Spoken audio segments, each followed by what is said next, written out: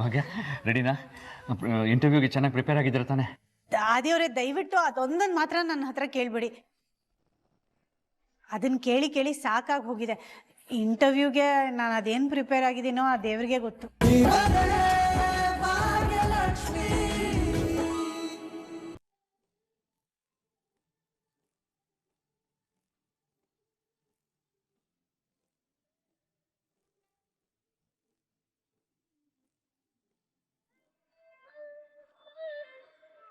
Hi, good morning beautiful. ಯಾರಿದು?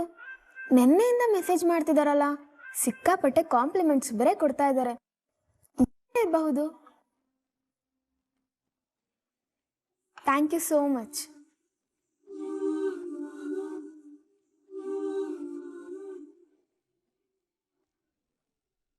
ಏನೇ ಅದು ಬೆಳಗ್ಗೆ ಬೆಳಗ್ಗೆ ಫೋನ್ ನೋಡ್ತಾ ಹಲ್ಕಿರ್ಕೊಂಡು ನಿಂತಿದೀಯಲ್ಲ?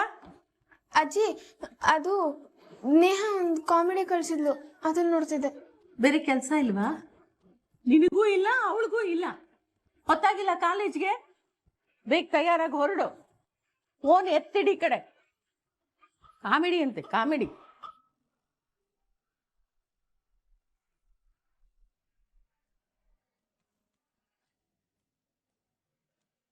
ನನಗೂ ಅದೇ ಕನ್ಫ್ಯೂಸ್ ಆಗ್ತಿದೆ.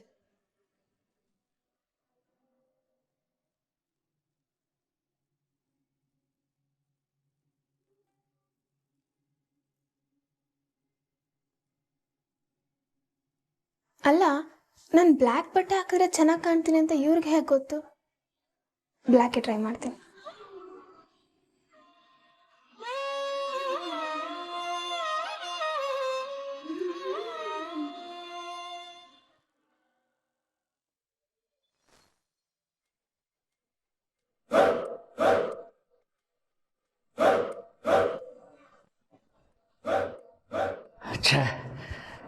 ಈ ಇಂಟರ್ವ್ಯೂ ಒಳ್ಳೆ ಅಗ್ನಿ ಪರೀಕ್ಷೆ ಆಗಿದೆ.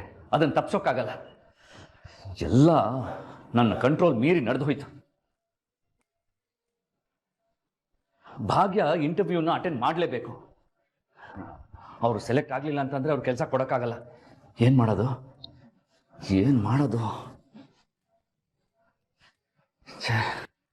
ಅಲ್ಲ, ನಾನಾದರೂ ಭಾಗ್ಯನ ಟ್ರೈನ್ ಮಾಡಿದಿದ್ರೆ ಇಂಟರ್ವ್ಯೂಲಿ ಪಾಸ್ ಆಗ್ಬೋದಾಗಿತ್ತು. ಆದರೆ ಯಾವುದೇ ಕಾರಣಕ್ಕೂ ಭಾಗ್ಯನ ಹೆಲ್ಪ್ ಮಾಡೋ ಹಾಗಿಲ್ಲ ಅಂತ ಅಪ್ಪ ಸ್ಟ್ರಿಕ್ಟಾಗಿ ಹೇಳ್ಬಿಟ್ಟಿದ್ದಾರೆ. ನನ್ನ ಕೈ ಕಟ್ ಹಾಕ್ದಾಗ ಆಗಿದೆ. ಎಲ್ಲ ನನ್ನ ಕಣ್ಣು ಮುಂದೆನೇ ನಡೀತಾ ಇದ್ರು, ಏನು ಮಾಡೋಕ್ಕಾಗ್ತಿಲ್ಲ. ಆ್ಯಂಡ್ ಮೋರ್ ಓವರ್, ಭಾಗ್ಯಂಗೆ ಈ ಥರ ಕಾರ್ಪೊರೇಟ್ ಇಂಟರ್ವ್ಯೂಸ್ ಅಟೆಂಡ್ ಮಾಡಿ ಗೊತ್ತಿಲ್ಲ. ಏನು ಪ್ರಿಪೇರ್ ಆಗ್ತಾರೋ, ಏನು ಹೇಳ್ತಾರೋ ಒಂದು ಗೊತ್ತಾಗ್ತಾ ಇಲ್ಲ.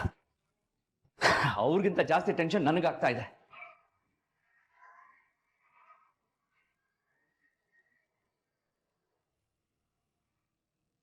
Hi brother. Hello brother. ಏನ್ ಬ್ರದರ್, ಅವಾಗಲೇ ನೋಡ್ತಿದ್ದೆ ಒಳ್ಳೆ ಕೆಂಡದ ಮೇಲೆ ನಡೆಯೋ ತರ ಅಲ್ಲಿಂದ ಇಲ್ಲಿಗೆ ಓಡಾಡ್ತಾನೆ ಇದ್ರಲ್ಲ. ಯಾಕೆ ಇಷ್ಟೊಂದು ಟೆನ್ಷನ್ ಅಲ್ಲಿ ಇದ್ದೀರಾ? ಎನಿ ಪ್ರಾಬ್ಲಮ್ ಇದೆ ಬ್ರದರ್. ನಮ್ಮ ಟ್ರಸ್ಟ್ ಮ್ಯಾನೇಜಿಂಗ್ ಡೈರೆಕ್ಟರ್ ಪೊಸಿಷನ್ಗೆ ಭಾಗ್ಯ ಇಂಟರ್ವ್ಯೂ ಅಟೆಂಡ್ ಮಾಡಬೇಕು. ಅದು ಹೇಗೆ ಪ್ರಿಪೇರ್ ಆಗ್ತಾರೋ, ಏನು ಮಾಡ್ತಾರೋ ಒಂದು ಗೊತ್ತಾಗ್ತಾ ಇಲ್ಲ. ನನಗೆ ಟೆನ್ಷನ್ ತಡೆಯೋಕ್ಕಾಗ್ತಾ ಇಲ್ಲ ಬ್ರದರ್. ವಾಟ್? ಇಂಟರ್ವ್ಯೂ ಅಟೆಂಡ್ ಮಾಡ್ಬೇಕಾ? ಅಲ್ಲ ಬ್ರದರ್, ಮ್ಯಾನೇಜಿಂಗ್ ಡೈರೆಕ್ಟರ್ ಪೊಸಿಷನ್ಗೆ ನೀವೇ ಭಾಗ್ಯನ ಅಪಾಯಿಂಟ್ ಮಾಡಿದ್ರಿ ಅಂತ ಹೇಳಿದ್ರಲ್ಲ. ಆಮೇಲೆ ನಾನು ಆಫೀಸ್ ಪೋರ್ಟಲಲ್ಲೂ ಚೆಕ್ ಮಾಡಿದೆ, ಈ ಪೊಸಿಷನ್ಗೆ ಓಪನಿಂಗ್ ಇತ್ತು ಅಂತ ಇತ್ತು. ಏನೇ ಬ್ರದರ್, ಏನಾಯ್ತು? ಅಯ್ಯೋ ಬ್ರದರ್, ಅದೊಂದು ದೊಡ್ಡ ಕಥೆ. ಈ ಟೆನ್ಷನಲ್ಲಿ ಅದನ್ನೆಲ್ಲ ಹೇಳಕ್ಕಾಗಲ್ಲ. ಇನ್ನೊಂದು ದಿವಸ ಹೇಳ್ತೀನಿ ಬಿಡಿ.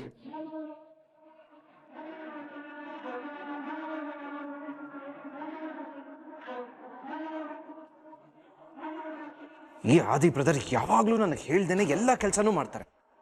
ಆಮೇಲೆ ಏನಾದರೂ ಕೇಳಿದ್ರೆ, ಅಯ್ಯೋ ಅದೊಂದು ದೊಡ್ಡ ಕತೆ ಬ್ರದರ್, ಮತ್ತೆ ಯಾವಾಗಲಾದರೂ ಹೇಳ್ತೀನಿ ಅಂತ ಹೇಳ್ತಾರೆ. ಇದೇ ಆಯ್ತು ಯಾವಾಗಲೂ. ನಿನ್ನೆ ಮತ್ತೆ ಮ್ಯಾನೇಜಿಂಗ್ ಡೈರೆಕ್ಟರ್ ಪೊಸಿಷನ್ಗೆ ಕಾಲ್ ಮಾಡಿದ್ದಾರೆ ಅಂತ ಗೊತ್ತಾದಾಗ್ಲಿಂದ ನನಗೆ ಸ್ವಲ್ಪ ರಿಲೀಫ್ ಸಿಗ್ತಿದೆ. ಆದರೆ ಈಗ ನೋಡಿದ್ರೆ ಆದಿ ಬ್ರದರ್ ಹೇಳೋ ಪ್ರಕಾರ ಭಾಗ್ಯ ಅದೇ ಪೊಸಿಷನ್ಗೆ ಅಪ್ಲೈ ಮಾಡಿದ್ದಾಳೆ. ಇಂಟರ್ವ್ಯೂ ಕೂಡ ಅಟೆಂಡ್ ಮಾಡ್ತಿದ್ದಾಳಂತೆ. ಏನು ನಾಟಕ ಮಾಡ್ತಿದ್ದಾರೆ ಅಂತಲೇ ಗೊತ್ತಾಗ್ತಿಲ್ಲ. ಎಲ್ಲ ನನ್ನ ಕರ್ಮ. ಎಲ್ಲಿಗೆ ಹೋದ್ರೂ ಕಾಲಿಗೆ ಸಿಕ್ಕಾಕೊಳ್ಳೋ ಬಳ್ಳಿ ಥರ ಆಗಿದ್ದಾಳೆ ಈ ಭಾಗ್ಯ. ಬಂದು ನನಗೇ ಸಿಗ್ತಾನೆ. ಇನ್ನು ಮ್ಯಾನೇಜಿಂಗ್ ಡೈರೆಕ್ಟರ್ ಆಗಿ ಇದೇ ಆಫೀಸಿಗೆ ಬಂದ್ರಂತೂ ವೇಟ್ ತಾಂಡವ್ ವೇಟ್. ಭಾಗ್ಯ ಮ್ಯಾನೇಜಿಂಗ್ ಡೈರೆಕ್ಟರ್ ಆಗಬೇಕು ಅಂತಂದ್ರೆ ಇಂಟರ್ವ್ಯೂ ಅಟೆಂಡ್ ಮಾಡಬೇಕು, ಅದನ್ನ ಪಾಸ್ ಮಾಡಬೇಕು. ಈ ಕಾರ್ಪೊರೇಟ್ ಆಫೀಸ್ ಇಂಟರ್ವ್ಯೂ ಎಲ್ಲ ಪಾಸ್ ಮಾಡೋಕೆ ಸಾಧ್ಯನೇ ಇಲ್ಲ. ಹೆಬ್ಬಾವ್ ಬೇಕಿದ್ರೆ ಡಾನ್ಸ್ ಮಾಡಿದ್ರು ಮಾಡ್ಬಿಡತ್ತೆ. ಬಟ್ ಈ ಎಮ್ಮೆ ಭಾಗ್ಯ ಇಂಟರ್ವ್ಯೂ ಪಾಸ್ ಮಾಡೋದಕ್ಕೆ ಚಾನ್ಸೇ ಇಲ್ಲ. ಅಲ್ಲಿಗೆ ಒಂದು ಕೆಲ್ಸದ ಕಥೆ ಮುಗ್ದಂಗೆ.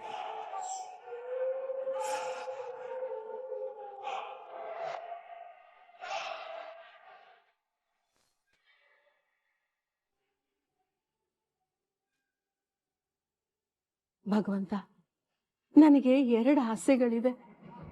ಅದನ್ನೇ ನಿನ್ನ ಹತ್ರ ಬೇಡ್ಕೊಳ್ಳೋಣ ಅಂತ ಬಂದಿದ್ದೀನಿ. ನೀ ನನ್ನ ಕೈ ಬಿಡಲ್ಲ ಅಂತ ನಾನು ನಂಬಿದ್ದೀನಿ ಭಗವಂತ. ಮೊದಲನೇದು, ನನ್ನ ಸೊಸೆ ಭಾಗ್ಯ ಕೆಲ್ಸದ ಪರೀಕ್ಷೆ ಕೊಡಕ್ ಹೋಗಿದ್ದಾಳೆ. ಆ ಪರೀಕ್ಷೆ ಚೆನ್ನಾಗಾಗ್ಲಿ ತಂದೆ. ಆ ಕೆಲಸ ಅವಳಿಗೆ ಸಿಗೋ ಹಾಗೆ ಮಾಡು ದಯವಿಟ್ಟು. ಮೊದಲನೇದು ಕೆಲ್ಸದ್ದಾದ್ರೆ, 2ನೇದು ಅವಳ ಜೀವನದ ಪ್ರಶ್ನೆ. ಅವಳನ್ನ ಈ ತರ ಒಂಟಿಯಾಗಿ ನನಗೆ ನೋಡಕ್ ಆಗ್ತಿಲ್ಲ ತಂದೆ. ನಾನು ಹೋಗ್ತೀನಿ, ಅವಳ ಜೊತೆಗೆ ನಾನಿದ್ದೀನಿ, ನಮ್ಮ ಯಜಮಾನ್ರಿದ್ದಾರೆ, ಮುತ್ತಿನಂತ 2 ಮಕ್ಕಳಿವೆ. ಹೌದು, ಅದು ನಿಜ.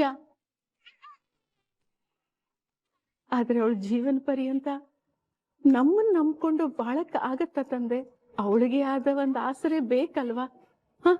ನನಗೆ ನನ್ನ ಭಾಗ್ಯ ಮತ್ತೆ ಆದಿ ಒಂದಾಗ್ಬೇಕು ಅಂತ ಆಸೆ ತಂದೆ. ಅದು ಆಗ್ತಿದೆ ಕೂಡ. ಮಧ್ಯ ಅವರಿಬ್ಬರನ್ನ ದೂರ ಮಾಡಕ್ಕೆ ಏನೇನೋ ವಿಷಯಗಳಿಗೆ ಬಂತು, ಮನಸ್ತಾಪಗಳು ಬಂತು. ಆದ್ರೆ ಎಲ್ಲಾನು ತಾನಾಗೆ ಸರಿನೂ ಹೋಗ್ತಿದೆ. ಇದೆಲ್ಲ ಕಾಕತಾಳೀಯ ಅಂತ ನಾನಂತೂ ಒಪ್ಪಲ್ಲ. ಇದೆಲ್ಲ ನೀನೇ ನಿಂತು ಮಾಡಿಸ್ತಿದೀಯ ಅಂತ ನಾನು ನಂಬಿದ್ದೀನಿ. ಭಾಗ್ಯಂಗೊಂದು ಆಸರೆ ಆಗ್ಬೇಕು ಅನ್ನೋದು ನನ್ನ ಆಸೆ. ಅದೇ ಆಸೆ ನಿನಗೂ ಇದೆ ಅಂತ ನಾನು ನಂಬಿದ್ದೀನಿ.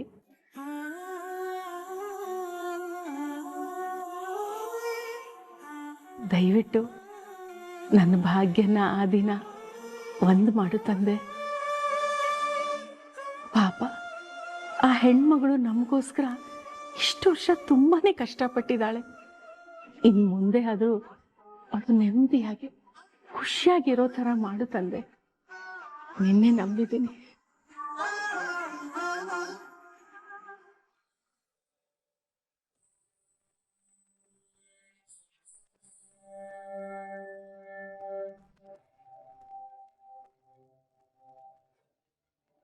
ಅರೆ, ಅನ್ನೋನ್ ನಂಬರು.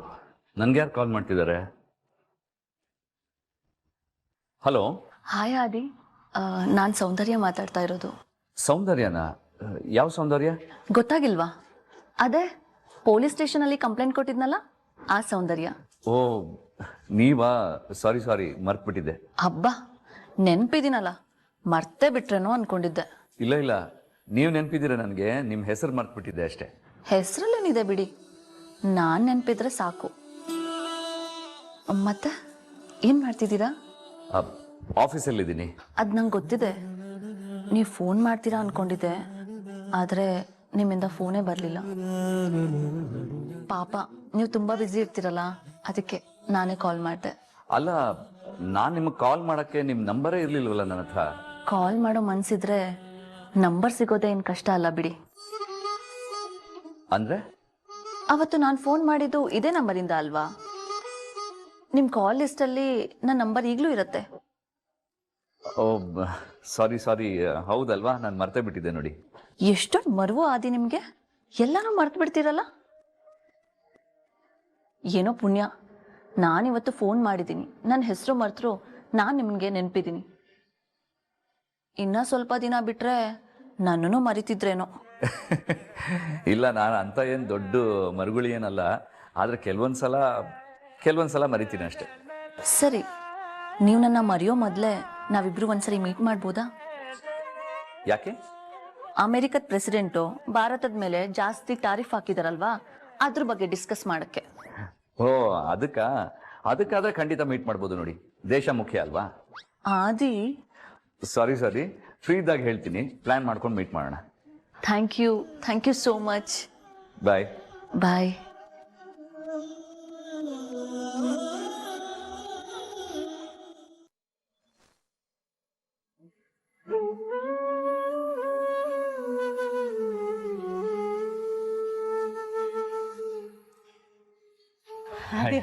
ಭಾಗ್ಯ ರೆಡಿನಾ?